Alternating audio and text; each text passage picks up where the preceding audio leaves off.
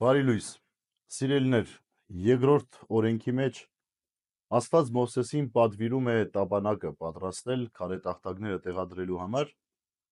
եւ օրվա ընթերցման հատվածի վերջավորության մեջ հետեւյալն է դրված.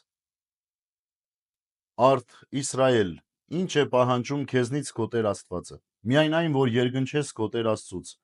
ընթանաս նրա ցույց տված ճանապարհներով, սիրես նրան ու պաշտես քո Տեր Աստծուն քո ամբողջ սրտով, քո ամբողջ էությամբ,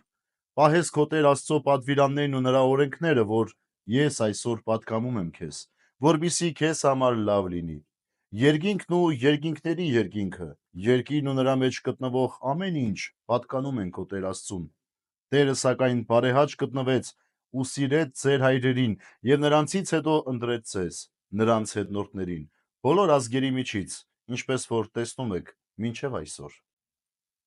Արդ Իսրայել, ինչ է ուզում քեզանից Տերը։ Այս հարցադրումը այսօր կարող ենք տալ յուրաքանչյուր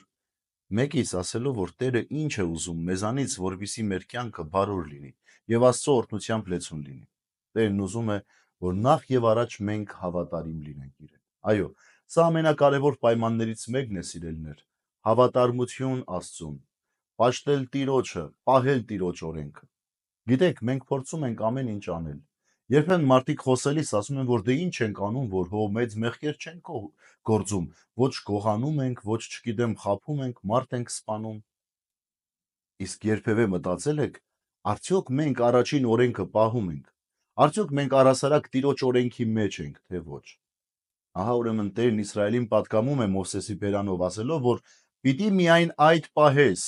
եւ ես ամեն ինչ կտամ քեզ։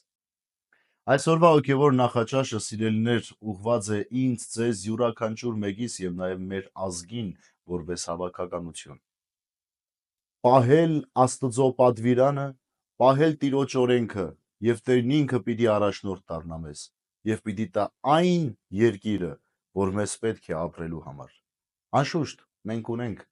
Աստվածապարգև մեր հայրենին, բայց այդ հայրենին պիտի կարողանանք ճիշտ պահել եւ դրա համար Աստծո պատվիրանն ու օրենքը միայն եւ միայն կարող են մեզ օգնել, որպեսզի գիտակցենք ամեն մի թիզ հողի արժեքը, որ Տերը այսօր մեզ թույլ է տվել, արտոնել է, շնորհել է, նվիրել է ապրելու, լինելու եւ մեր կյանքը կազմակերպելու համար։ Բարի եւ խաղաղ օր ձեզ բոլորիդ, սիրելիներ։ Աստված օրհնի ամենքիս։